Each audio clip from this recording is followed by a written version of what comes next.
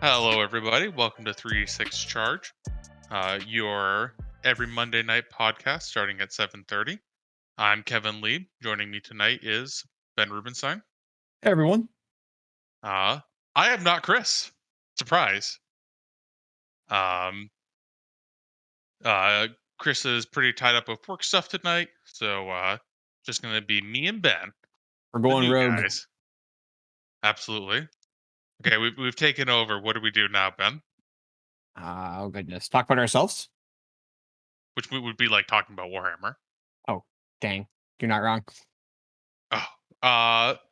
So for myself, I actually had my first day back in the office after a year and a half. Um, it it was weird. It was it felt different, but it also felt the same. Eh, I eh, I don't know how to explain it. Um, I'm excited for tomorrow. My fears have been like quenched, resolved. I don't know. Punch of fear. It's an interesting turn of phrase, but I'll allow it. Okay, they were burning hot fears. All right. They perhaps made me not sleep last night, so Oh, geez. Okay.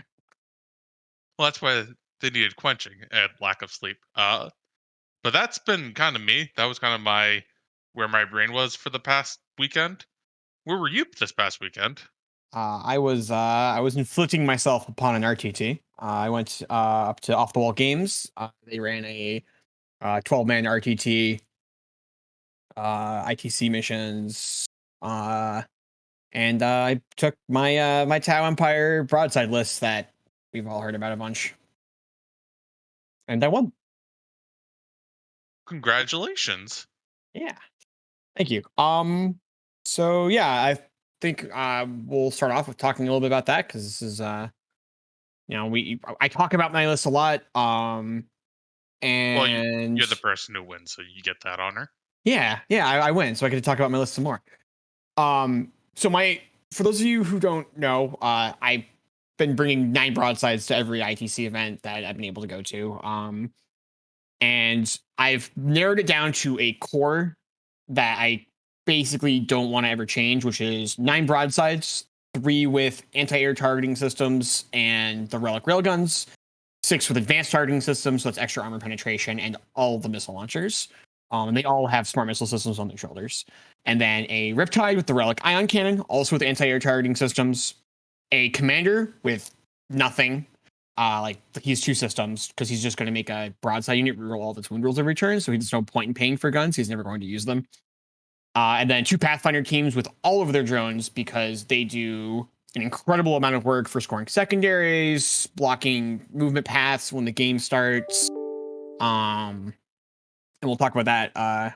That did come up. That was pretty great. And then the marker lights are good. Having infantry that can scout move is really strong. Sometimes they can like run out and raise a banner on like an objective that's like a good foot for my deployment zone because they game move 7 and then they can move 7 on my turn and then raise a banner. And that's great because secondaries are real hard for this list.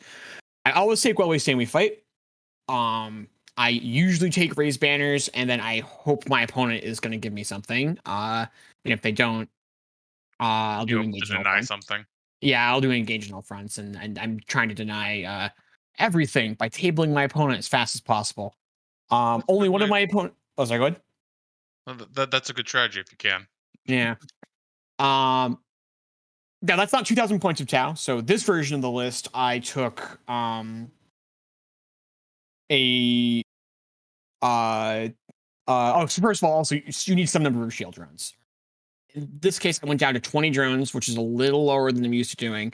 And actually, game 1, I messed up my drone coverage and got a unit of broadsides killed before I got to do anything with them, which was entirely my fault and could have been avoided if I hadn't been so used to playing the other version of the list. And then I took a Sky Ray, which is a Tau tank that has 6 one-shot missiles that hit on 3s that are 8 neg 2 d6, but in my faction is 8 neg 3 d6. And it gets +1 hit flyers, so it hits flyers on 2s. So, and it can just like pop a flyer from across the table, which is like pretty sweet. It also has 2 marker lights and then 8 smart missile attacks, so it's not useless once it's fired those missiles.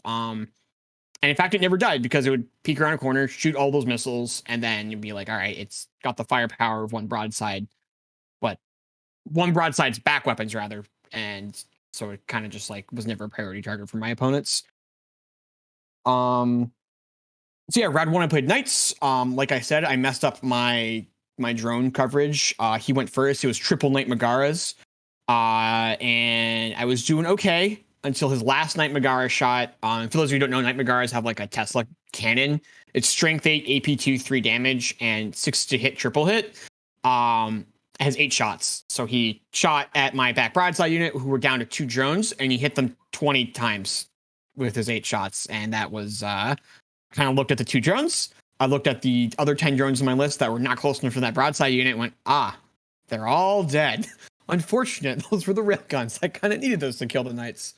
That game, I won by 50 points, but that doesn't really tell the whole story because my opponent was tabled on turn 3 and I had 5 models left. So if it had gone just a little bit more in my opponent's favor, like I had a Riptide with 3 wounds, 2 broadsides in one unit, 1 crippled broadside in another, a commander with 1 wound left, and a fire blade with 2 wounds left, and that was it. Like everything else was dead. And the game basically ended when a knight exploded in my deployment zone, killed everything, including the other armager that was in my deployment zone. Like left a single knight left on his backfield, which my Riptide just ended up picking up. And then I ended up winning by 50 points only because like my last 4 models were my While We Stand We Fight targets, and then I managed to just sit on objectives for 3 turns while he had nothing on the table. Game 2, I played against Tyranids. He charged me with 40 Gene Stealers on turn 1. Do you mind if Yeah, go ahead. to take a quick step back? Yeah. So you talk about the mistake with the shield drones. If you like you didn't make that mistake, was there even a matchup? No. Okay. No, if I don't make that mistake, my opponent's just completely dead because those 9 the railgun broadsides can kill a big 9 in one go because they're strength 9 and just like d6 minimum 6 shots. They're just blowing knights away. And in fact, I was like pretty close to out of that game until my Riptide was an absolute hero and killed an armager in Overwatch. And that kind of brought me back into the game. The other thing that really helped is I was deployed on a crater, which is -2 to charge for armagers because they're not Titanic. And then I also had the -2 to charge drones sitting in a behind there, and my opponent just barely missed them with his shooting, and then had -4-inch charges with his armagers. So even though his armagers were like kind of on top of me, he was having to roll 10s for models that were 6 inches away from my models. So first armature got killed, and then the second armature just didn't make it. And I actually had to burn my commander order to deal damage on turn 2 because I was just like, if I don't reroll my hit rolls this turn and kill at least 1 big knight, I'm just gone. So game 2. Oh, sorry, go ahead. I played a game of 8th edition where I used the Custodes Vexla to bring something within 3 inches of the enemy, and it was an enemy repulsor, and they were playing Imperial Fist, and they had the psychic power that also reduces 2 inches, and I failed the whole 3 CP, get them within 3 inches, and somehow I failed that charge, and now stacking minuses to charge is like incredibly powerful. For sure. Yeah, that's Tau doesn't like -1 to hit, but like I almost wonder if like a center force is like the best piece of terrain for Tau. Yeah. Oh, it was even dumber for me. It was actually a crater under my deployment zone. So like I just got to stand on a crater and just this is, it's difficult terrain. So yeah, it was huge. It was like a third of my deployment zone. I just kind of put all 9 of my broadsides in the back edge of it and was just like, this is the best it could possibly be. I don't believe it affects the big knights, but the big knights never really got to. Only one of the big knights ever charged me, and that was like a he was on top of the thing when he declared the charge, so it wouldn't have mattered. Um, but the yeah, so game two, I played against Tyranids. And by the way, the terrain was pretty uniform. It was not the ITC like, or sorry, the GW like suggested terrain with like the line going down the center, but there was a fair amount of line of sight blocking. Like every minus the knight matchup, if my opponents had wanted to hide their entire armies, they almost could have. My round two opponent probably wouldn't have been able to, only because he was bringing like four huge monsters and 70 infantry because it was a Tyranid list. And probably shouldn't be able to hide that. So, fair enough. But yeah, he just put everything on the line, so he wasn't able to hide it. And that basically came down. If I went first, it wasn't going to be a game. I was just going to kill everything. I couldn't see everything, but I could see enough that all of my guns were going to be able to shoot at something. It's pretty hard to hide a Hive Tyrant because their wings are so wide. Like my suits can like either shimmy one way or the other and like get line of sight on something. I also got to deploy my rail sides last, so I got to put them in a place where they could just like see a Hive Tyrant, which was my rail sides just kill a Hive Tyrant, and then my Reptile, which is the other +1 to hit flying because they both had wings, just gets to kill a Hive Tyrant. But I went second, so instead I got charged by 40 Gene Stealers on turn one, which is not the best thing to happen for Tau. Was it a pure Daka Tyrant? Sorry, Tyranid fan. No. So both Tyrants were one gun, one melee weapon.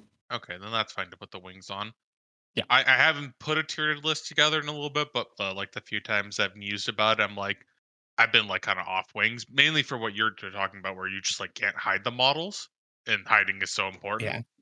Yeah, the wings were really pretty good for my opponent because there were these huge like blocks of scalable terrain in the middle of the table that basically nothing could get on top of because they're like 8 inches tall. And then his high tyrants were able to just like hop on it. So his whole army was able to be in my face while taking up like space that nothing else could exist in. Yeah, So yeah, he I'm charged me. Oh, sorry, go ahead. I just with Daka Tyrants, it's a different story, but yeah. Yeah. Yeah, so he charged me with 40 Gene Stealers. I'm not playing Tau Step, so I don't blow them away in Overwatch. I kill like 10-ish in Overwatch. But I did screen myself very well, so he wasn't able to declare charges against broadsides. So he cleared out all my shield drones, like actually all of them, and touched a bunch of broadsides. So I had to declare fall back and shoot. I had to pop the. Actually, no, I didn't have to pop the move through enemy models strat because he was not able to kill everything he touched. So his consolidate wasn't quite to the point where he could like wrap my stuff.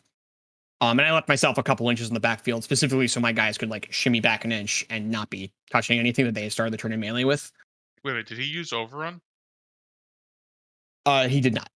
Okay, Um, regular consolidate then. Okay, that's fine. yeah. And then and the other thing was that like there were still shield drones in between a lot of my broadsides and him, both on the flank, so he would have had to like go way around some stuff to get to them.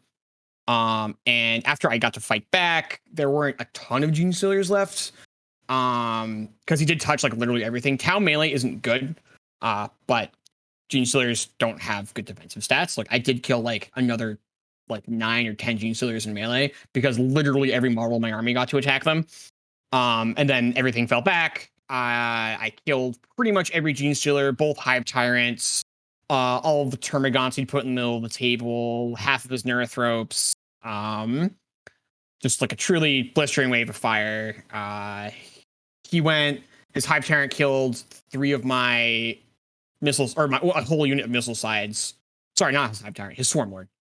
Kill all my missile sides, and then from there I basically shot him off the table.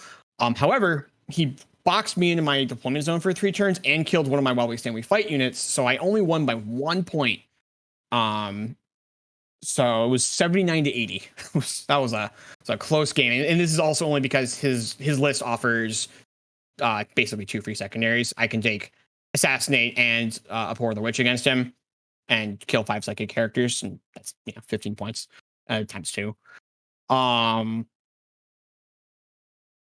then my last round, I played against the Ultramarine successor, triple Warsuit, double Redemptor, Volkite, Dreadnought list with like a bunch of Marine scouts and a chaplain and a librarian. I'm assuming you went first this time. Yeah, I also don't think I have to go first against that list. Really? I'm surprised to hear that. Yeah, so because of again, train's pretty dense. Um, if I was looking at like after we deployed, if he went first, basically I get to put 18 or 16 drones around all my broadsides, and then the last 5 drones get to movement block 2 of his suits. So he basically just is shooting because one suit charging into 9 broadsides in a Riptide dies. Like it just doesn't make it into melee; it just gets exploded. Um, and I don't think in one shooting phase he can kill all of my drones and put damage on my broadsides. And the defensive profiles of his units are such that I can pick up every single model in his army if I can see it. I like if he just stands his army in front of my army and I go first, I think he has like a character left after one shooting phase. The firepower is just unbelievably in my favor because he has 2 vehicles with an invulnerable save, and everything in my army is like strength 7, AP 3, multi damage with rerolls to hit and wound. I have like 20 las cannons I could fire on the first turn of the game. His army just actually falls apart to my shooting. So if he goes first, there's like somewhat of a game. But he went second, had to redeploy all of his suits into his back line. And then I just like kind of marched up the table and I removed him with indirect fire. I barely even got to see his army. He just like had to hide the entire game.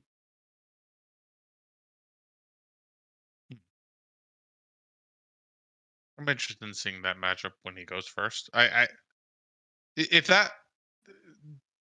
I'll say there is a problem if that list loses when it goes first. Yeah, I honestly think it does lose when it goes first. And it's a matchup thing. Like his guns don't match up very well into me. He's a bunch of like AP 0 and AP 1 guns that are excellent against Dark Eldar and just kind of bounce against 2-up armor, broadsides, and riptides. Um, Yeah, I guess the Volkites are just kind of terrible. The like Molder, like Volkites don't do anything. All like the Stormbolters and Heavy Stubbers on the suits don't really do anything. The autocannon's like kind of a threat. Um, even thing then, is, AP1 isn't like amazing. You can get, yeah. yeah, like we're still on 3-up armor, and like there's still 20 shield drones to dig through. Which will kill all the shield drones on turn 1. But then like literally every unit in my army can just kill multiple of his units. Like a broadside unit makes like one of my broadside units is making 24 attacks at 7 neg 3 D3 rerolling all wound rolls. And that just like picks up like actually 2 of his vehicles. And they also have 3 last cannon shots at 8 neg 4 D6. Like it's just heinously in my favor as far as firepower is concerned. Like that list just wasn't uh, a threat to me. And I think that's a matchup thing. I don't think that list is bad. I think that list is very good. Into most of the meta, that Ultramarine list is disgusting. It's just the fact that like that's the power of the Pathfinders is when your opponent puts these like 4 deployed things that want to charge you on turn 1 in your face. You can just put 5 Pathfinder drones directly in front of them, and then when you scout move them, you just scout move them to be 2 inches away in a line. You just go like, all right, like you can charge these drones or try to start walking around them, and they just add like a foot to how far your opponent has to move. So if all 3 of the war suits could charge me on turn 1, it becomes a little bit more interesting. And I could start having issues. I probably do lose a broadside unit, and then like we have a real game. But the Pathfinder drones just like fix that problem. To confirm something, did you say you had 20 shield drones or 20 drones? I have 20 drones, Okay. which is like, so I have 20 drones, but it's 22 wounds of drones because 2 of them are recon drones, and then only 6 of the only 6 of the drones aren't shield drones. I have 14 shield drones and then 6 non-shield drones. Wait a minute. You won on RT2 of Taos. I can finally make this comment again without you getting angry. I still think recon drones should die if they pass wounds to them. Like, I wouldn't take them if that was true because they're 15 points and like they wouldn't be worth it. But that's fair. For those of you who don't know, recon drones have 2 wounds. Because the way savior protocols work, they convert the damage to 1 wound. That means they can eat 2 las cannon shots. And at 15 Dark points right now, Lances. Yeah, at 15 points, this actually makes them more efficient than shield drones at taking hits. Yeah, Robin Chat is saying it hurt when that list went first against him. So yeah, Director and I went down to the event at the together. We drove down together. We both won our round one, and then he had to play against the Ultramarine list on his round two, and the Ultramarine list went first and did what it does when his opponent doesn't have 2-up armor on toughness 5 models, which is just kill everything.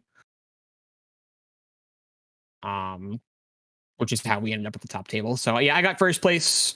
My round two opponent actually got third place because his one loss was a 79-point loss, which is excellent for a loss. It was better than most people's wins. And then actually my round one opponent and they got fourth place. So I actually played against the third and fourth place person. I unfortunately knocked my opponent out of contention for top four. It's one of the reasons that I think that lit tournaments should be run on strength of schedule, not win loss points, because my opponent only didn't get like second place because he had to play against me. Because that last game, because I went first. If he goes first, it's interesting. I'm still very confident that I win, but he scores like a fair number of points. But because I went first, it was 93-31. It was like a complete blowout. He didn't get to score the primary. He got to score, his 5 points for being on one objective in his deployment zone. Because every time he put troops on an objective, I was in range of it and just killed it. I agree wholeheartedly. Strength of schedule just is like the best second metric, not close. Yeah, it absolutely is, because he put himself in the best position and he ran into the hardest army at the place and like lost. And he should like the top table should be playing for first and second. And like it shouldn't be possible to lose the top table and not get second because you're playing against presumably the other best player there. For those of you not in the know, strength of schedule looks at the win-loss ratio of all your opponents, and that determines your how tough your opponents were throughout the rounds. This is without strength of schedule, there's this idea of like submarining where you lose round one because you're playing weaker opponents round two and three. You actually have the chance of like coming in second in an event because you might have had a good loss like your round two opponent did, where he scored high, and then just like crush, and all of a sudden you're back in second, where you lost your difficult round and then had two easy rounds, and somehow that means you came in second, where you Yeah. had someone who had to win twice and then lost a difficult round against you and somehow is out of it. It's not a balanced metric. It doesn't really show who's the strongest competitor when you do Yeah. factors like that. It also does weird things to list selection, right? Like the Tyranid list I played against round two becomes an extremely good list because you don't care that you give up 30 points. You only care about how many points you can score. So if you're winning every game like 90 to 85, that's great for you. You got 90 points. You don't care about the 85. Whereas my list, like I'm winning like 80 to 30. I'm denying my opponent points by tabling them. Well, that's like literally like 80 to 30 is a worse win than 90 to 85. Right. And that's questionable. It also brings up the idea of like a points denial list where maybe you're not that great at scoring secondaries, but you also stop your opponent from scoring secondaries. An example there would be, I think of the Death Guard, my guys are tanky but don't really kill kind of list, where they're kind of about scoring primary and doing okay on a secondary and a half. So they're not scoring like extremely high, but they're also saying your opponent doesn't score the primary and perhaps Yeah. doesn't finish their secondaries, and you win via that, but it's like a close win with a little margin, and you're in the 60 range where the average winner is getting in the 80 range. That's Yeah. listed doesn't make sense to bring, because if you ever lose, you're just out of contention.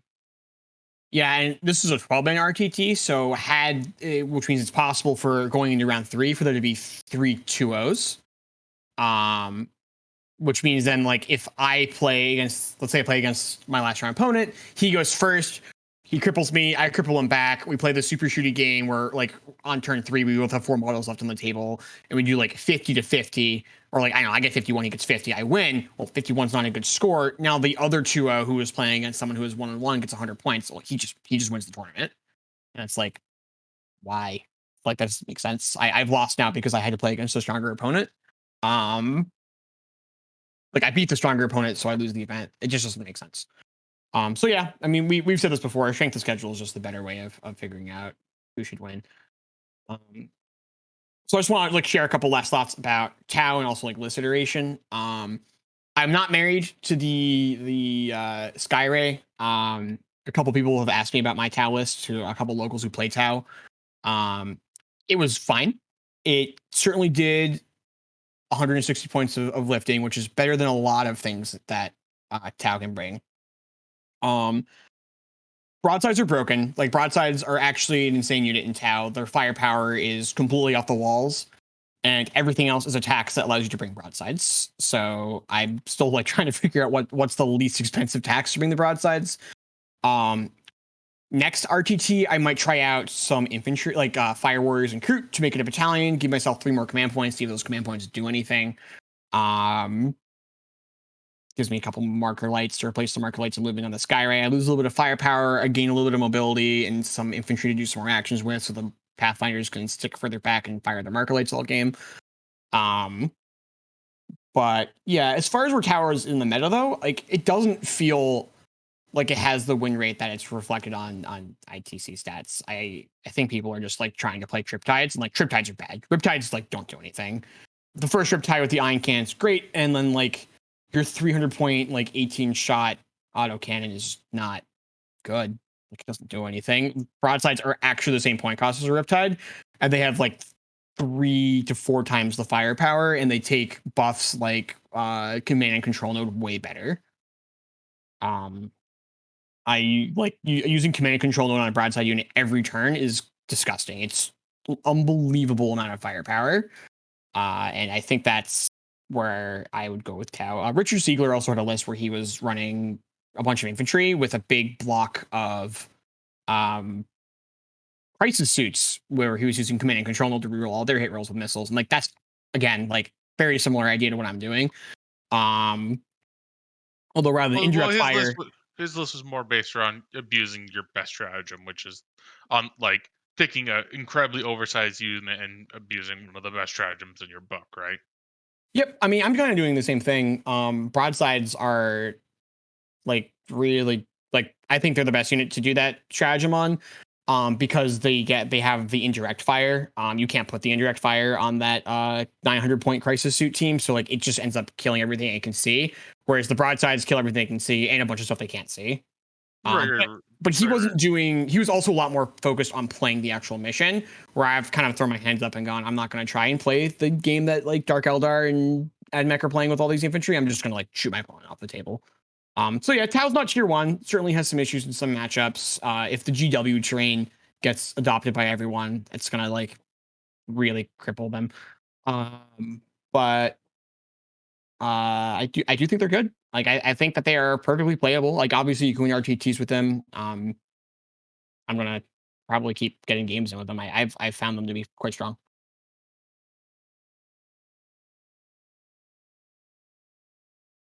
And I think the big thing is just like, find a faction you like, play them. Like, I've played Tau a ton, and I found my familiarity with the faction is really helping me, because there were a couple people at the event who like were less familiar with their factions, and it definitely hurt them. And that's not necessarily their fault too, right? Because like ninth edition is kind of just starting due to COVID, so there's some people who just like haven't played games, and it's like, it doesn't matter what they bring, they're just not going to be familiar with it. So get enough practice with anything in it, and it just brings your win rate way up. I think that's all Are I you good? have. Are you good with the Tau? Yes, yeah. I mean, I agree with Tau. Tau are awesome. But moving on to newer and better thing. But better, hang on. All right, long ago, the three great sub factions Rukari lived together in harmony. But then Okay. everything came changed when the Book of Fire Nations attacked. Only Drazar, master of the blades, could stop them, but when the world needed him most, he got nerfed. I'm not sure what we're referring to, but continue, I guess. Uh, Drukari is down right now. Book of Fire came out. I see. No, Is your has your I assume Drakari's win rate has suffered significantly due to Admech crushing them. a bit. It's also been a bit of a meta shift. A lot of the very strong players have see that it's one of those things that, like, let's say Admech was only 5% better than Drakari. If you're a top player, you're going to try moving to Admech. Yeah, Um, that's fair. I don't even know if that's the right number, but if there's a perceived this book is better, and all the good players move there, um, the fiction causes the narrative causes the truth to happen. Yeah, right. Um, so I guess my transition did not work well. So we're just gonna Fine. What are we move right talking in. about, Kevin? Tell me. Hit me with it. Uh, Skatari Vanguard cohorts. Good. I mean, Okay, bad, but good. all right. What about him? So we have learned what the restrictions are. They're kind of what you could have probably guessed. You can only take Sakari.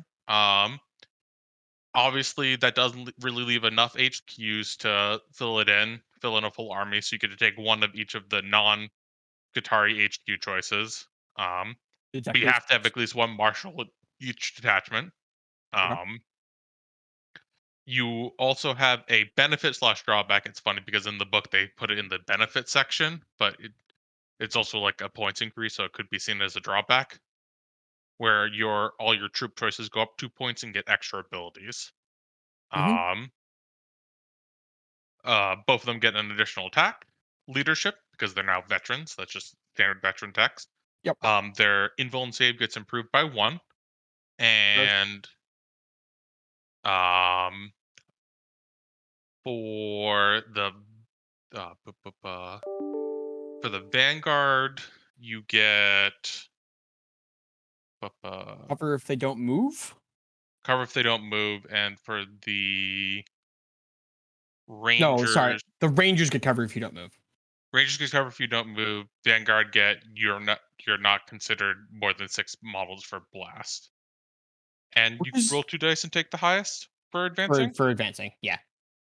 Yeah, they get, Um, which is a lot of text for 2 points. But the real question, when I initially thought about that, it's like, is yeah, this worth it? is this worth it? The main thing you're getting a little bit of extra durability, but real question, are you actually getting extra durability? I don't think Um, you are, right? So on the buffed unit, you're not. Because the buffed unit's on 2 up armor, ignoring AP 1 and 2. And like and so until you're at AP 3, you don't actually get more durability. And even at AP 3, because you have 2 up armor, you're still making 5 up save thing. So basically, unless you're getting shot with AP 4 weapons, you don't get more durability from this. right. And for the non-buff units, yeah, you're getting a little bit more durability, but like a 10-point model versus an 8-point model, is it that much increase? Um, that's debatable. You're not like just strictly throwing away 2 points for each of these upgrades, but I would say it could perhaps be net neutral, maybe slightly better. Ignoring Um, blast is interesting, but I don't think it does very much in the meta. There's not really a ton of blast running around. uh, I think some people were thinking about using plasma inceptors to handle the issue. I didn't think Gotcha. this was a good idea to begin with because your plasma inceptor unit, even if they all hit all wound, don't even kill all the Vanguard as Yeah, it stands. And um, I'm not gonna all hit and wounds. they're not going to all hit and wound. And even if they do that, the next Vanguard unit can just kill them, and that's a downtrade because plasma inceptors are really expensive and Vanguard units are not. So I think the blast thing is probably circle back to that when the guard codex comes out, but for now it doesn't do anything. I agree. Um, in addition, you get access to some pretty powerful stratagems. A 5 up Feel No Pain for 1 CP or 2 CP if it targets a unit with power level 10 or more. It's worth noting that the power level of the infantry units does go up to 10 when you take a max size unit. Um, because when they went up in points, GW also increased their power levels, which is good. Um, they get access to another stratagem where they get +1 attack on the charge, and they get access to a +1 to wound for 2 of their units when targeting another unit. Those 3 stratagems I just listed just work on any Skatara unit in the army, which means chicken walkers and infiltrators. And it means that like Stalkers, stalkers, which the means that like flyers, yes, a like lot. like the airplanes and the jetpack troops and the dogs and all the tanks. Oh boy. Yes, yeah. Um, some of the I actually think some of them might be core locked. Okay, so the chicken walkers are core though, Yeah, and that's kind of all we cared about. right. And we were kind of discussing whether or not the extra points across the all the Vanguard and the Rangers was worth it. But when you kind of also acknowledge it, like if you only need to take 60, that's plus 120 points, but you're also getting insane stratagems for all these other units. And yeah, I net think that this is a buff to the army in the way that like a lot of people are playing it, and Yeah, I think you're right. that's kind of sad. Now, the funny thing is, it's kind of hard to tell if it's a buff, um, because right now I think only ad. The question would be: are these buffs better in the AdMech v AdMech matchup? Because it doesn't matter if it is a buff against the non-AdMech matchups, because you're still just winning even in the worst state. Yeah, Like, you're just blowing everyone else away. It doesn't really matter. Like I've been listening to AdMech players talk about their games, and they're all just like, I tabled my opponent on turn 2, and then I stood on some objectives. I guess is like that's okay. Like that's a little extreme, but like I think most people who are playing against AdMech are not starting turn 5 with models on the table. Or if they are, they've been hiding them in the back line and like they've just given the table to their opponent. right. Um, Um, and like, yeah, I recognize the hypocrisy. My list does this too. But my list is not indestructible. You can charge me and kill me, and like the AdMech list is just every unit because all the damage output is just coming from stratagems. They can just like move their damage output around the table as need be. you also play a little bit more defensively, where like Yeah, they just like cover the you're table not on turn holding one. that many objectives. The AdMech just literally push their 20 indestructible infantry bodies forward onto an objective while also killing the unit 24 inches in front of them. Yeah, Yeah, that's fair. it's I mean, it's not it's fair. very different. It's very different. Uh, I don't have any soap to put in my mouth after saying this, but Tao's way better for the game. Blah, blah, blah. Um, Tao's also better for the game because Tao's like if Tao goes first against AdMech, we have a chance. It's not the greatest chance, but I think it might be a better chance than like most armies. Um, I, So I I'm curious what AdMech's go first win rate is. Like, I suspect it's like some heinous number in the 80s. I would actually not be surprised in the non-AdMech mirrors. It's in the 90s. Listening Oh. to certain people talk about it, it's it's like I, I won the die roll and I won. I won the yeah, die roll and I won. I guess we do need to keep in mind that there are like reasonable AdMech lists where they're taking quote unquote all the bad units, like all the tanks and stuff. Because the tanks aren't bad. Like they're able to keep up with other codexes like very easily. But you can beat the tanks. The infantry spam lists are insane.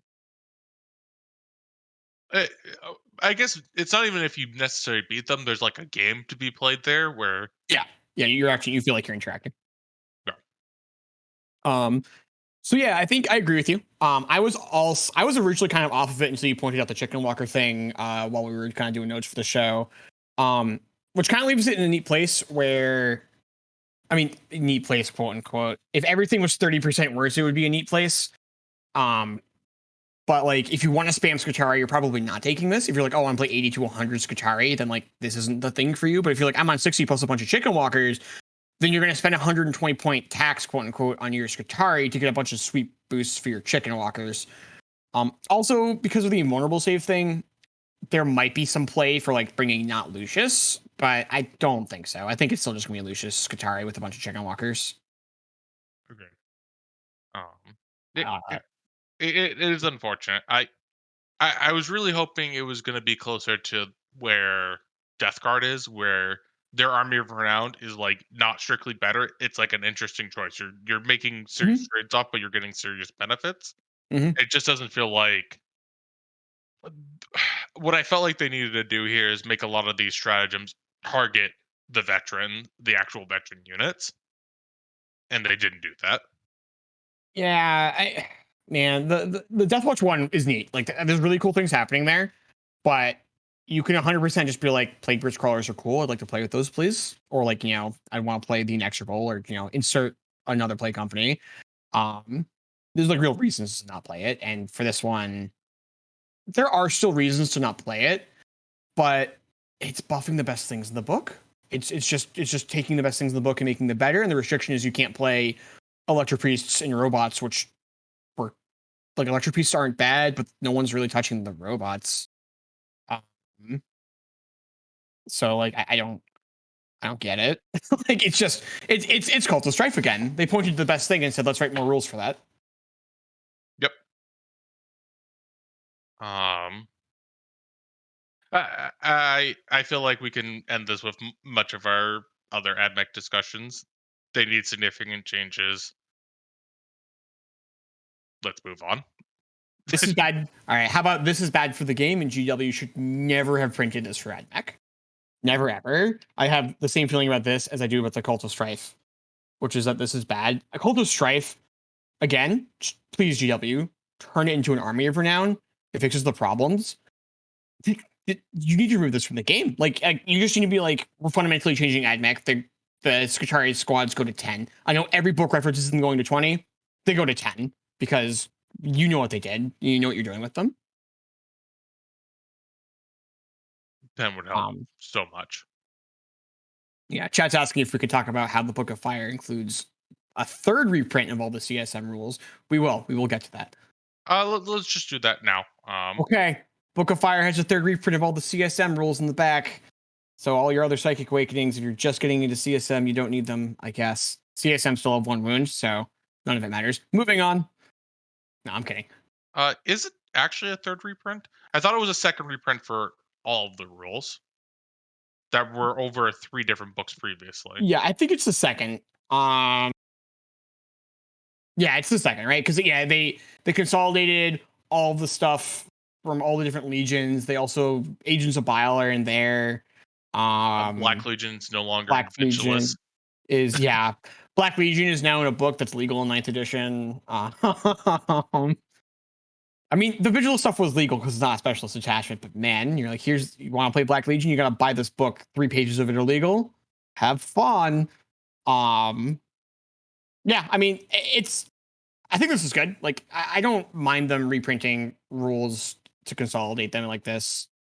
Um, Yeah, it, it's fine. I think. yeah, I agree they needed something. Them consolidating rules is fine. It's not great, but it's fine. It makes me Yeah, somewhat concerned that when Chaos Space Marines do get their book, they might not be getting the supplements that I wanted. That's like where my real concern comes in, because I legitimately thought that Chaos Space Marines were going to be getting like a main codex and a bunch of supplements for their things, and based on some of the Bellicor things, it looks like it's going to be the main. There's going to be a bunch of legions besides the cult legions, and the cult legions might be getting separate books now. But we can get um, to that in a little bit. yeah, yeah, the one disappointing thing to me is they kind of went through and they did actually update a lot of things with the FAQ. So most of the stuff like the FAQ got in. They also specified a lot of things like this is an aura, this isn't an aura, and that's nice. And then there's other things that they just did not update to reflect ninth edition, like how remaining stationary works with heavy weapons. They just like flub that in a couple places. So they tried, but man, they just like they had one person read it over and they fix what they saw in the first read through, and they didn't fix other things. Um, Like it needs to get FAQ'd again because GW just like isn't putting any mental effort into books that don't have 9th edition codexes. as an interesting side note, I thought the first Psychic Awakening book that was going to be fully retired was Saga of the Beast when Orcs comes out in 2 weeks. But surprise, it's Faith and Fury. Oh yeah, is this it? Nothing in Faith and Fury matters. It was Space Marine Chapter Command, Black Templars, which is now an index, and All right. all the Chaos Space Marine stuff. Which means that if you were previously paying for the app and you getting your free rules, I do believe those will be gone in a week. Oh, great. Alrighty. Shall we talk about sisters? Sure.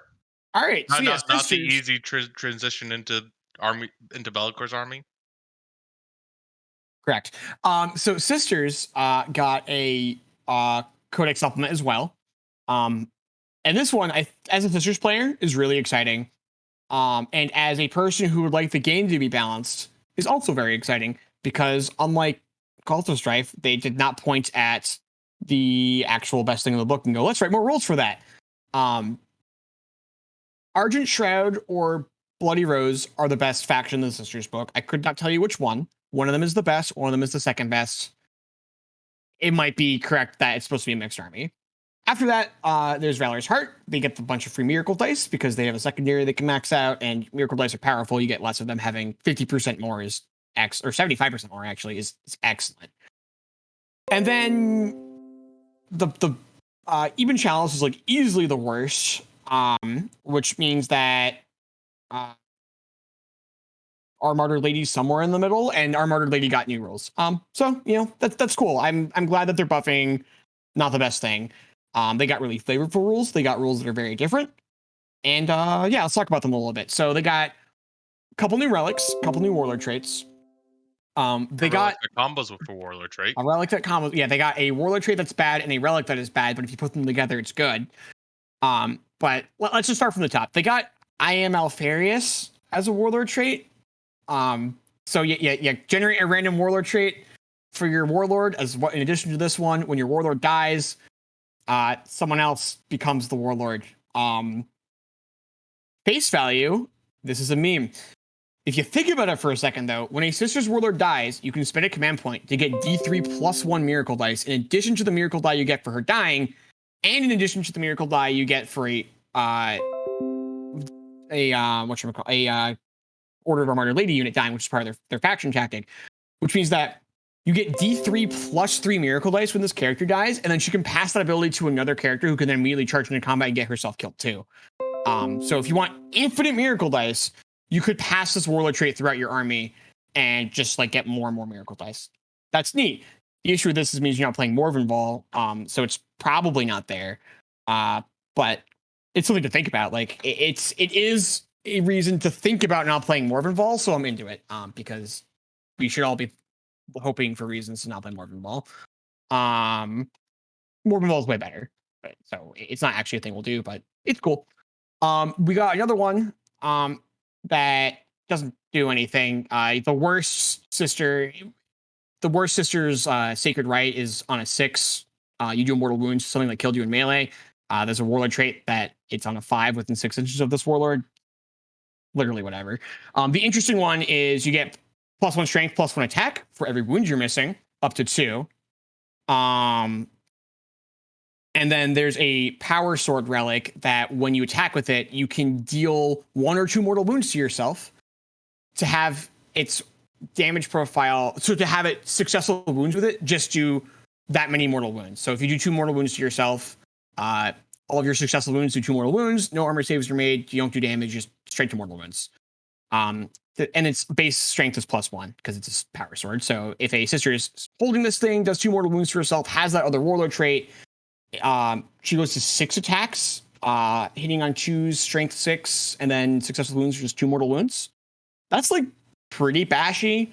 I don't know if it's like the best thing you could be doing with a warlord trait plus a relic for 2 command points, but it's certainly interesting. Sister's command points are really good, so there's an argument that like it's just not worth it, but I there's something there. Yeah. it solves a problem. It's like something to think about because like the old 8th edition Smash Captain that was kind of unkillable because of how Storm Shields and all of that worked. This is the solution to that kind of threat where you have like some unkillable black backline threat. It just turns out like 12 mortal wounds or fine 10 mortal wounds is like a pretty good answer to most backline threats. Yeah, yeah, I agree. But it's not for but that's not Solving a something problem we are isn't seeing really. right now. So it's not a Yeah. I should also stop here to point out that they get a couple stratagems. We'll talk about them in a second, but the one that we need to talk about right now is they have the Space Marine pick your warlord. They get a second warlord trait stratagem. If your warlords are murdered lady, so that the lady with this warlord trait and that relic could also be rerolling all hits and wounds. And now she is just like murdering Gilliman when she touches him in melee, which is neat. Also not Morven Vol, so whatever. But it's cool. Like I'm like it's something to think about. Um, as far as then relics go, they have that sword, and then they have two other relics that are kind of not worth talking about because other relics in the main book do it better. So we're not going to waste time on them. For stratagems, they've got some really neat ones. Uh, they've got some that are the two that are big standouts are they have one command point, pick a unit, until the end of the phase. Sorry, when your opponent targets a unit with attack, spend a command point until the end of that phase. Whenever a model in that unit dies on a 4-up, it can either shoot or make one melee attack. This is really gross. Like you have like these like 20-man sister blobs.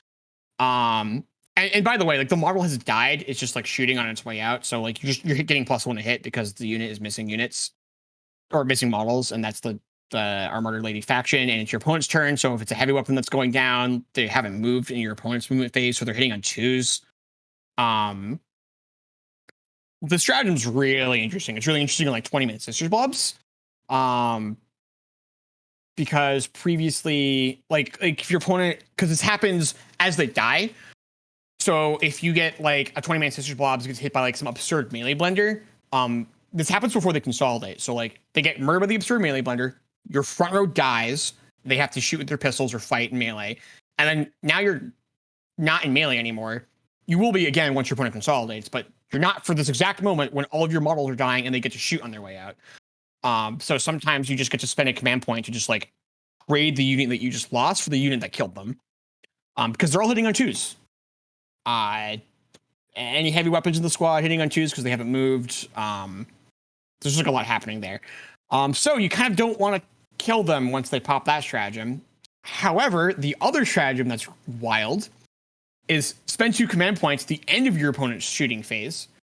Pick a unit that started the phase above half strength, but is now below half strength. It gets to shoot. This is really good on like retributors, like multi-melter retributors. Like you can just take 10-man squads of them with 5 bolters. And now if you want to kill that squad, you just have to like hard commit. You can't just be like, I'll get most of them. Like, no, you have to kill them all because if you leave 2 left, they're just going to shoot you with 4 multi-melter shots to hit on twos for 2 command points, which is like 100% worth it. Like we've seen 2 CP double shoot a unit on like things with like a bunch of anti-infantry shots. Like, well, right, what if they had multi-meltas that were being wielded by captains? Like hitting on twos, rerolling ones. Um, these are sweet strats. It's very different from how Argent Shroud is playing multi-meltas, where they're just like throwing them at you with infinite mobility and a bunch of rerolls. Um, I don't know that any of it beats Argent Shroud at the shooting game. It certainly doesn't beat Bloody Rose at the fighting game. They have a couple of fighting strats that kind of don't get there. Um, but it's neat. It has my mind turning. I really like the sub faction. They're really cool. They have their own named chapter master, which is sort of the other thing that pushes them towards playability. Um, so I think that this is potentially like a third build for sisters.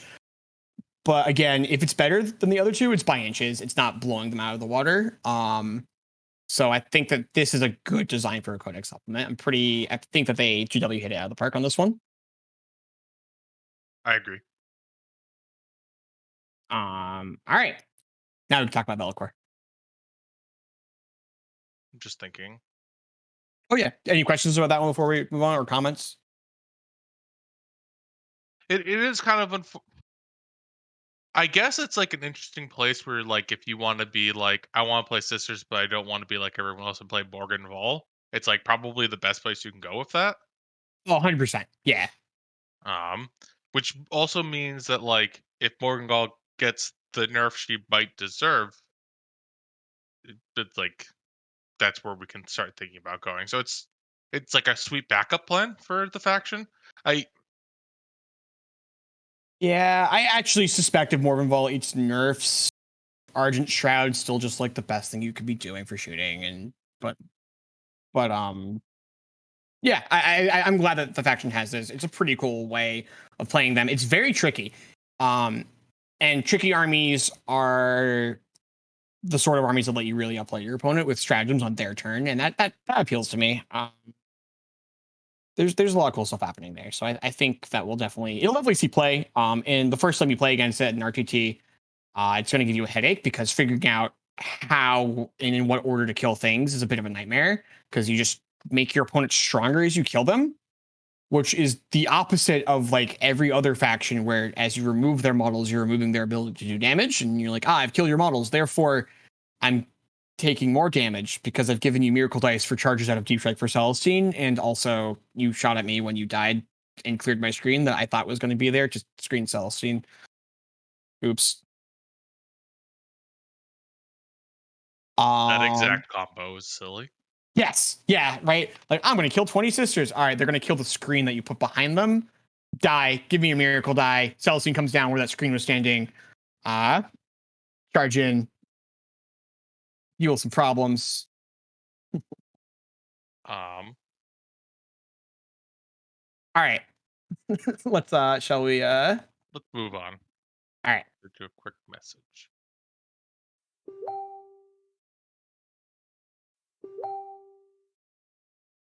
All right. So, let's talk about Bellicor for a second. So I'm going to talk about his actual data sheet. He's 360 points. Toughness 7, 16 wounds, 4 up invulnerable save, no armor save, or 6 of armor save, rather. Um, and -1 to hit him, -1 to wound him in shooting. Can't reroll hits against him. Casts 2 psychic powers from the Noctis Discipline, which we'll talk about in a little bit. We've all seen his melee profile by now. He smashes things; they don't get invulnerable saves. He messes with morale within 6 inches of him. You're -1 on both leadership and I believe it's attrition tests as well. Um, Because he has both of his what he gives off to his legion. yep. Yeah. He also can't be in the same detachment as demon princes. He hates them. He also rerolls all hits and wounds against demon princes because he really hates them. And the big update is he has all 4 chaos god keywords now rather than none of them. And this opens up some interesting things. Kevin, wanna run us through his army renown because that's his data sheet, and you can just play that data sheet in a demon's army. He has a required warlord trait. That warlord trait only matters in his specific legion. So if you're just throwing him in a demon army, you're not going to make him your warlord because it doesn't matter. Of note, he did not get the supreme commander keyword, so he does need to take up an HQ slot. Um, but let's talk about his army for now. Kevin, you want to run us through that? Yeah. So there there's a little bit of a debate on exactly how you can put it together, but we're under the assumption that you're going to be able to mix your chaos space marines and your demons together. When you put demons into your army, none of them can be any of the greater demons. Um, and for every demon of a god you add, then you have to keep going around the wheel, like keeping them separate. So one of each, and then you can add the second of a prior one, and then two of each, and then you can add a third, Yeah. so on and so forth. Um, Can't bring your third of a god until you have your second of all the other ones, etc., etc. et cetera, et cetera. Um, similar for the Chaos Space Marine part of it, you can't bring any of the cult marines. So no River Marines, no Scarab Culture, no Plague Marines, no Corn, no um Noise Marines, Mhm. which is interesting because this kind of points to a quick side note. This kind of points to perhaps um uh world uh, world eaters and Emperor's Children. Emperor's Children. I blanked on their name. It's all good. Um, might be getting their own codexes coming soon. Because right Yeah, now there's that like could be. not a lot of a reason for that. I mean, the one model of a piece. I don't know. Yeah. The other thing is, I believe he bans you from taking all named characters, both on the Demon and Space Marine side, That sounds correct. Yes. which is a little disappointing for Zinch because they'd love to take the Changeling, but he gives out enough other good things that I think it's okay. So once you've done all this list tomfoolery, um, you essentially get a Legion trait for your Chaos Space Marines that is -1 to attrition tests within 6 inches for your enemy, and -1 to hit. It's actually From range. +1 to your own attrition tests. Oh man, I thought it was something completely different. Yeah, he buffs their leadership, and then they're -1 to hit out of 12, so they're Alpha Legion. You're like Alpha Legion with slight upside. Well, Kevin loses his I mind over lose. there. Yeah, I lose my mind. I'll go over the demon half. So the demon half replaces all your loci because you're multi god, so you don't have a loci. So What? all of your demons loci is replaced with a 6-inch aura. Of demons are -1 to hit outside of 12 inches while they're within that aura, and I believe its shooting attacks cannot reroll hit rolls against them at any range. Correct. This is really good. This is way better than any other god loci, with maybe the exception of Slash. But the models that are benefiting from it are way better than the Slash models that got advanced in charge. Because man, let's talk about pink horrors with 4 vulnerable saves, -1 to be hit, no rerolls to hit them. Like, we're back to plague bearers. Also, they're cheaper than plague bearers right now. Shooting through that is a pain. So all of a sudden, this army is really tanky. Yeah. It that list building tomfoolery we're talking about, it's unclear whether or not you have to take 2 detachments in this army or 1. The GW needs an FAQ for it, Yeah, because it's of pretty course they did. clear. It's pretty clear that they meant you to be able to stick them all into one. Like they have verbiage in there about how they fight side by side. Like in the fluff, like, oh, they fight side by side, shoulder to shoulder, and then in the actual text, they do some words to say that if you have demons and chaos space marines in the same detachment, you get stratagems from both. But then they forget to make that detachment legal. So I'm operating under the assumption that because they made a rule to give you a bonus if you have a thing, they also meant to actually let you do the thing. So I'm looking at this from the assumption that Chaos Space Marines and demons can be in the same detachment. Um, they've also said this in like every article that they've talked about him, that that's what his army does. But GW has been known to put out spoiler articles that are just wrong.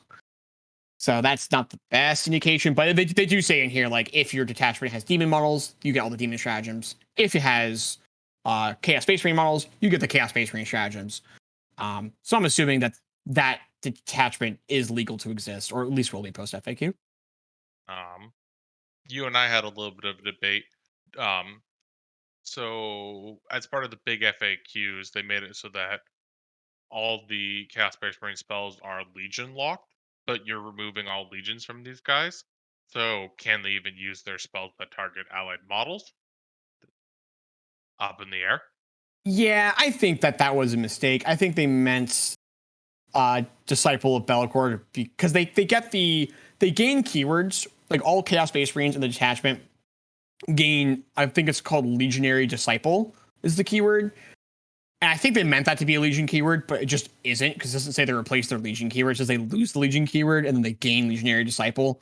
Um, so I suspect Legionary Disciples are supposed to be able to cast Psychic powers onto other Legionary Disciples.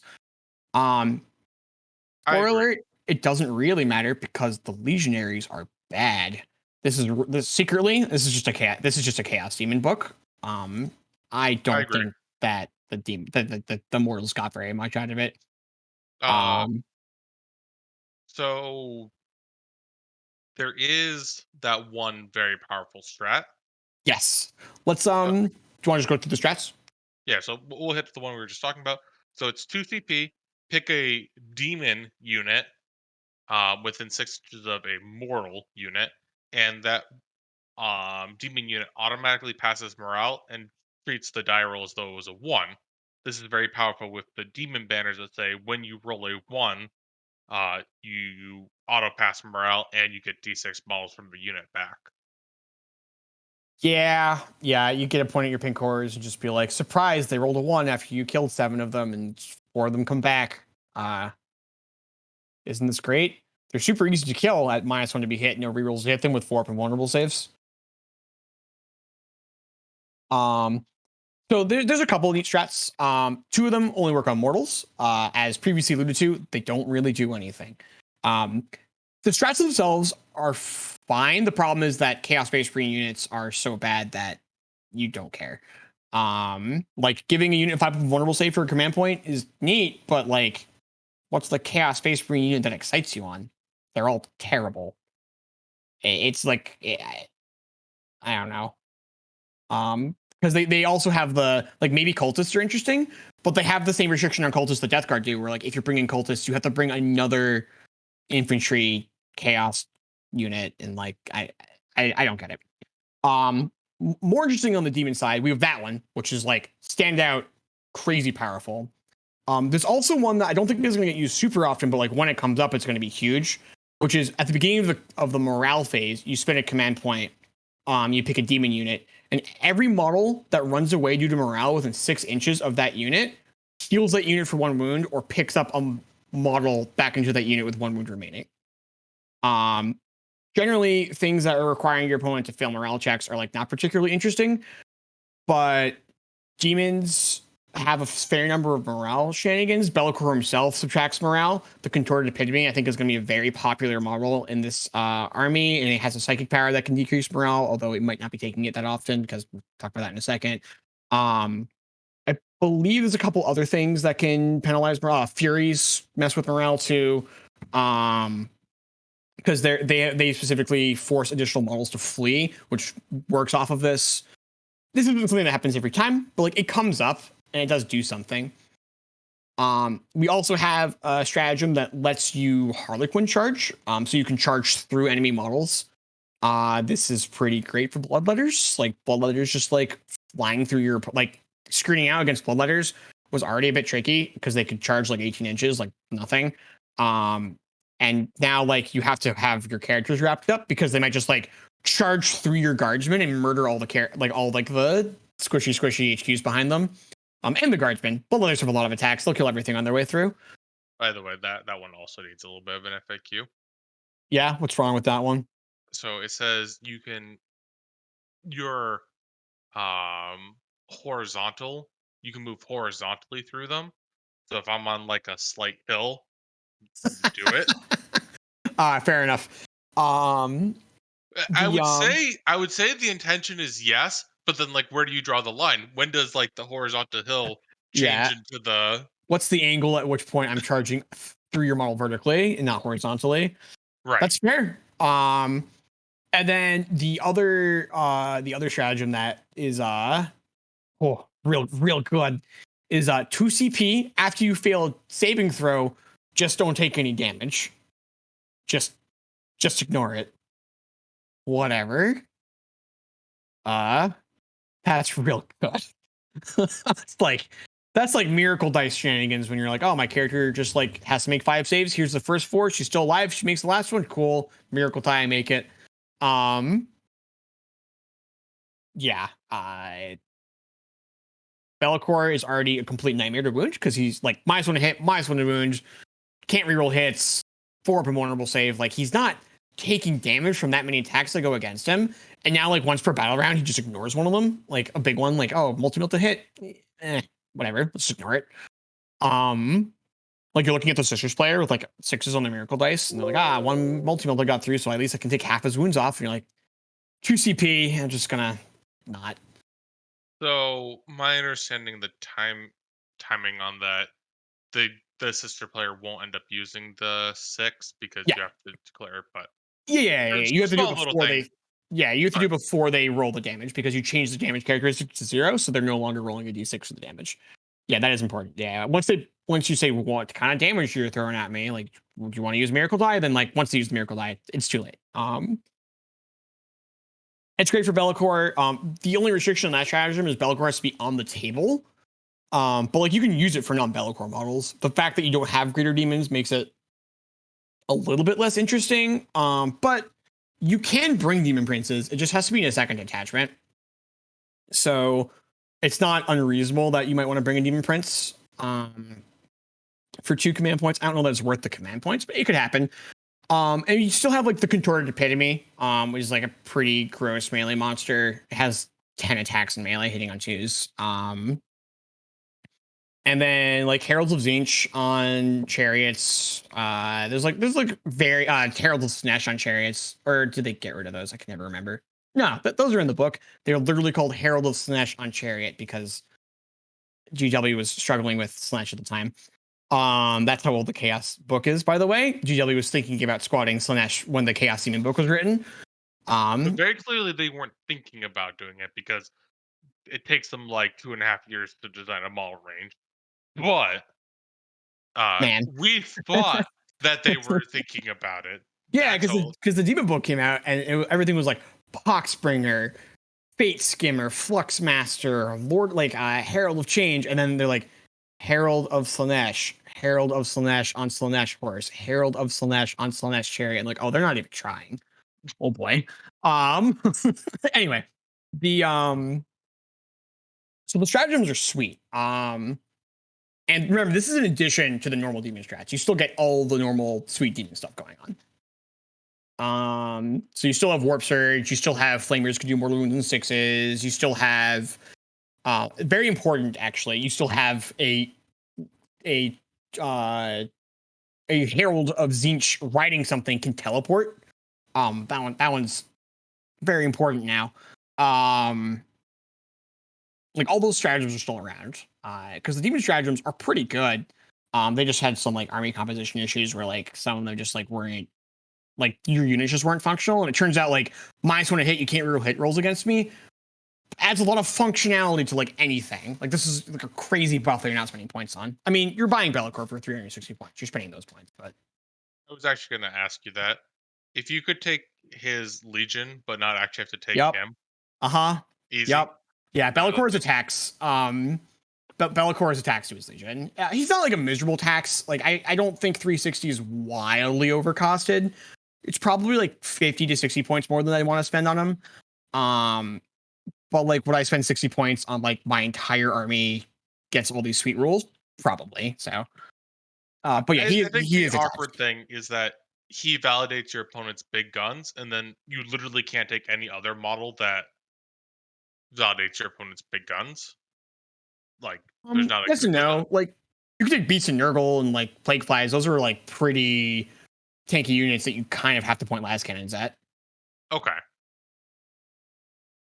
fair enough. Um, But like, okay, so I guess you could go down that path where you take a bunch of things that make you want to fire anti tanks at these guys, or I think you could build a stronger list without Be'lakor and without those options. Personally, 100%. Yeah, you could build a stronger Be'lakor list if Be'lakor is not a requirement. Um, that being said, like he does do stuff. Having all 4 God keywords like is some heavy lifting. You can have him triple cast powers. You can heal him wounds for command points. If you bring a mono God detachment because you've a complete madman and you've managed to go around the circle enough times that you have a patrol that's all of 1 God. Actually, just kidding. That doesn't work. Blech. Ignore me. You don't get the locust because it replaces the locust with his own thing. There's some relics that only work on particular gods. He gets those. So like the crown of scorn is like all 6s to wound for corn models generate extra attacks. Like that works on him. He has a sweep, so you can like really blow through some infantry with that. There's like enough going on that like he's not bad, but yeah, you could do better if you don't have to bring him. He also like 16 wounds means he can hide behind stuff. He, have you seen that model in person? Yeah, but his base isn't that big, and I believe if your base is behind the terrain, it's you're hidden, quote unquote. That one I need to double check. That one's been quoted at me by a couple people, and I'm like still scratching my head about it. And as a Tau player with all of my not winged models, it's never mattered for me. But I do need to look that one up. Full disclosure. Um, but yeah, let's also talk about the psychic powers because I think the psychic powers are the thing that like make the army function. Uh, Up until this point, I was like, these things are all neat. We're not quite there, like competitively. Oh, and spoiler alert, we're never there competitively versus like Admech or Dark Eldar. But I think you can outhor Dark Eldar actually. okay. But you are playing some like you were playing some sweet games. So let's talk about the psychic powers. Do you want me to do it, or are you good for it? I know we have the jump. Yeah. Okay. So the important one. For those people who have not played against Orc, the jump is pick up a unit and redeploy it. The Disciples of Bellicors is pick up a unit with wholly within 18 I and think it's just redeploy it. within eight. I think it's just within 18. Although it's infantry only, which is important. Right. And redeploy them outside of 9 inches of your opponent. Some obvious combos here are buff up something and then send them in. Because Yeah. as with all shunt moves this edition, and this is going to only get more important as the actual Demon Codex come out, when I think a lot of their players move to the command phase. Being able to be like, these guys get all buffed up and then send them in, it's good. It's really Yeah. good. Oh, of note, speaking of getting all buffed up, remember when I said Bellacor's warlord trait only matters if you bring his particular army, his like specialist army? Well, his warlord trait is he's a chapter master. Beginning of command phase, pick a unit within 9, full rerolls to hit. He just can't pick a vehicle. Not that that matters because you can't bring demon engines, and those are the only good chaos space marine vehicles anyway. So yeah, I think the obvious ones are bloodletters because with the banner of blood, the first time they charge 3d6 plus 1 inches, and it's not like 3d6 drop the lowest. It's just like 3d6 plus 1, period. So just like yeah, these bloodletters are gonna roll their hit rolls and then just cannonball them into your opponent. Bloodletters are still super murdery. 20 dudes, a 60 attack sitting on 2s, AP 3, 1 damage, strength 5. Like, Yeah, their issue has always been there too many command points to deliver because you have to spend 2 CP to stick them in deep strike and then another CP to have them charge 3d6 plus 1. And like it turns out, when you can have them in your backfield, reserve them until turn 4, never spend command points on them. If your opponent ventures too close, you can actually just like move them out and charge. Like they're just doing enough. exactly. We can finally use that 3 CP stratagem from Psychic Awakening. We finally have the command points for them. No, we're not using that stratagem. Psychic Awakening. Get out of here. Oh, sad. Um, the other unit that is, I actually think the most improved unit, like very easily the most improved unit from this, is Pink Horrors. Um, Pink Horrors have always struggled with one thing, and that one thing is being ballistic skill 4. Full rerolls to hit fixes a lot of this problem. So you can go, all right, reroll all your hit rolls, and then a herald can go, all right, get +1 to wounds, and then Be'lakor can then pick them up and throw them across the table, and then you have 90 attacks at strength 3 +1 to wound, rerolling all hits. For a command point, you can send a herald with them because the herald can teleport. Then they go up to strength 4. You can also like boon of Zinch them to give them either an extra strength or an extra toughness. And also sending the herald with them is also sending a locust with them, so then they can get rerolled hit rolls against and shooting. And then the herald. Sometimes you don't even have to spend the command point in the herald. Like the herald on a chariot moves 14 inches. Like you could just fly him over there. Like just advance them. People also been talking about screamers. I'm less sold on screamers, but again, hitting up force has always been their biggest issue. getting their strength 6, AP 3, 2 damage, so they're like not bad. They don't have like a excellent target. And then the other really silly unit just throw at your opponent is flamers because flamers kill everything. Um, It's they're the death. yeah, they're one of the best units in the codex. Every time I play demons, I bring flamers, and people are always just like, that unit just what? It's like, yeah, it's 96 attacks, auto hitting, strength 4 or 5, plus 1 to wounds, 6 to wound, do mortal wounds, AP 1. Like anything smaller than a knight just like gets blown away. You can never charge them because they're all flamethrowers. If you do get into melee with them, they're also pistols, so they just cheat you anyway. And then for 2 CP, they have 4 up invulnerables. Sorry, 3 up invulnerable saves. So like you teleport these giant flamers on top of your opponent, shoot at them. They can't charge them. They can barely shoot them with 3 up invulnerable saves. Like they are just a problem. Like it's gonna be your opponent's entire turn to remove them.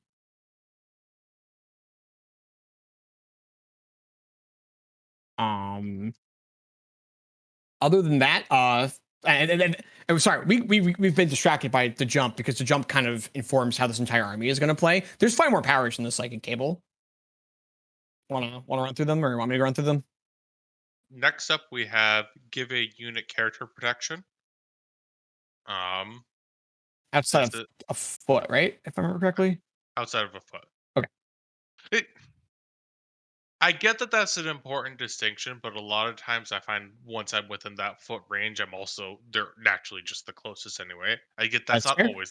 always the case, but No, that's fair. um, uh, This could this be validates some of the Chaos Space Marine choices, like a unit of obliterators. Like yeah. it's pretty big, but like turns out being able to do what Emperor Children have been doing in character. No, Alpha Legion. Alpha Legion has been doing in character protecting them is like Yeah. a pretty big buff. I think actually like Havoc's even more, right? Like, aren't Havoc's with chain cannons? I think it's like 170 points, and if you're willing to shell out command points, it's like 80 attacks.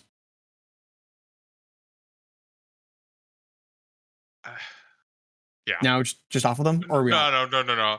I watched a battle report where someone did that into Skatari. They're trying to show off both sides of the thing, and like 4 Skatari models were picked up. Oh yeah, And this is nothing against Qatari. Um, yeah, I, I acknowledge we should not be looking into that, but at the same time, we spent well, 3 command points and 170 point units and picked up 40 points of models. It was. it should be noted if you're trying to heal Skitari, that's what the Bloodletters are for. Like Bloodletters will actually just like sweep up Skitari. I agree. Um, As the letters die on the advance end. yeah, you have to charge something else in first for sure. Screamers move 16 inches. They just send them in. There's a lot of Zinj units we have to put in this army. Yeah, Where absolutely. I mean, looking at my collection, I have a lot of Zinch units. I need to paint some Fury's pink. Calm Slanesh. Yeah. Um, those are the 2 very good psychic powers in this table. Um, there's also 2 mortal wound powers. One of which is terrible, so we're not going to worry about it. The other one is neat. You pick 6 models in a unit, and then you roll a die for every attack those models have, and every 6 does a mortal wound. And I believe the power went off on a 10 or higher. Every 5 up does a mortal wound instead. This is neat because you can point at 6 witches and they'll kill their entire squad because they have like 4 attacks each. Depending on what drugs they took, sometimes they have 5. Yep. Yeah, like if you roll the 10 plus with like the contorted pin me gets +1 to cast. So if you roll the 10 plus, like the contorted pin me can actually just look at 20 witches and just be like, those 6 of them just kill half the unit. Like 30 dice, 5 ups, 2 mortal wounds. I'm like Trying to super think into about this other power. big. They're trying to think about other good targets. Gene Stealers. So like the trick with the power is that if they have 2 attacks each, it's not a bad target because it's better than smite. If they have 2 attacks each, 6 models times 2 is 12. You're doing 2 mortal wounds, it's better than smite. So like there's very few bad targets for the power. And then there's some insane targets. So like that power just feels great to me. I agree. Um Void Slivers is like you draw the line and you do a mortal wound to everything on the line, but the line's only a foot long, so okay, GW. Like someday they'll write that a version of the power that's worth taking. Today's not that day. Um, they have Generic. We had to fill out our yeah, spell list, and yep. They've got a interesting debuff where they have to roll over something's leadership on 3d6. Again, this is back to like leadership debuffing is kind of interesting. And then if they do that, they can turn off their choice of one of these three things: objective secured, the ability to do actions. Also, this one makes them auto fail any action they're currently trying to do. Uh, or auras. This they cannot receive or send out auras. Um, this power is fine. I it might be your fourth power. I honestly think though that like I'm just on the mortal wound power, giving both of my knockkick discipline strikers to jump in case one of them goes down, and then the pick a guy and make it untargetable power. And then my third psyker is probably a Zincher, a Nerdle psyker, so I don't think you're gonna have a like another psyker casting off the knockkick discipline. Um, well, and then the last power is like it's not bad. It's you pick a unit and they are -1 to wound and -1 armor penetration in melee. So you get to neuter a melee unit. I think it's an 18-inch range on that one. Um, so that's like neat. But yeah, the jump is like easily the best thing there. And I think you're building your entire army around like the jump because orcs can kind of use the jump, but they're all kind of the same unit. They're all just like this thing kills stuff in melee. Demons can you can send some real role players around the table. These guys smite and shoot. These guys are just gonna like annihilate you in melee and then consolidate a gajillion inches. Send in various demon infantry units with +1 to charge for other effects. Like there's just a lot going on there. Although I think your big ones are just gonna be like bloodletters, horrors, and flamers are the three guys you're gonna be sending around the table the most. And then every once in a while, you just like pick up 5 Furies, throw them in a corner, and be like, "I've engaged no fronts, yay!" And that's good too. uh, yes, engage. Right. My brain went to Rod, Retrieve Alterius data. And I was like, Fair. but it's in the psychic phase. No. No. Fair. Um, so where do you think this book lands? Is this a good one? Have they messed up? It's hard. So it's funny. I think they messed up because of the AdMech stuff, but at the same time is if they were told they had to put AdMech rules in, unless they literally were just like, here are actually like god awful rules, it was always gonna feel like any additional AdMech rules were terrible. Um Yeah, I would be less angry if they were like, "Here's this sweet thing for Castellan robots and the spider tanks," but they've already done the Castellan robots in a different book, so they couldn't really do them again. Um, because remember, guys, Admech have another army of renown in a different book because they needed more rules. Um, and man, the joke is that army renown is insane. It's just not as insane as everything else that's happening. Um, it's just such a problem. That's fair. I have similar feelings. I think the Admech stuff is just a heinous mistake. But if the designers were like, just like you have to put Admech rules, and their first pass was like everything in this army renown is -2 on armor saves. And then they were told, be serious. Then like, yeah, I don't know that there's a thing they could have done that wouldn't have us right here being like this is stupid. Admech shouldn't have more choices.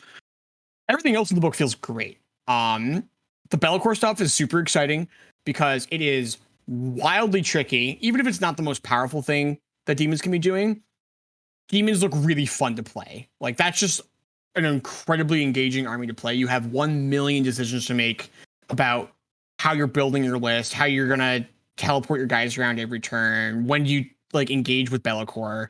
I just think that army looks like a blast to play. I'm like psyched to try that army out.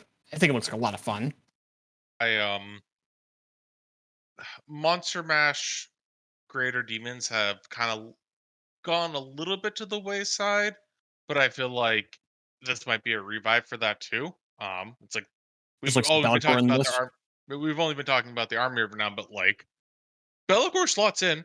He can like he can be like the Slanesh HQ too. Like you put him in with like You can have him advance and charge. He can give off the loci. He's a Yep. demon with Slanesh. You can Yeah, have for sure. other locais if you would want those other locais. Yeah, I actually have two members of my 40k team who play like 4+ greater demons of Slanesh, like three keepers of secrets, the forge rolled one, the named one, and they're both going like like the sick Bellicor on the list.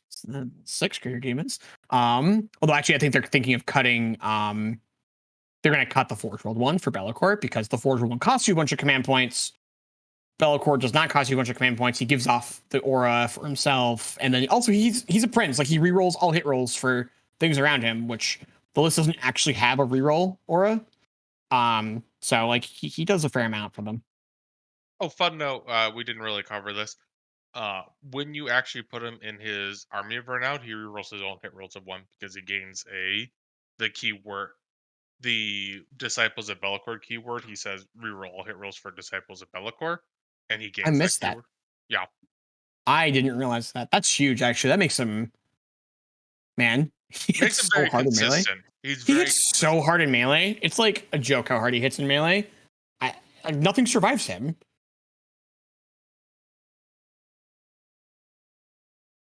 All right. Um, I think it's time to move on to final thoughts, I and the agree. final thoughts are, what? And by that I mean we got some of the sweet new orc models.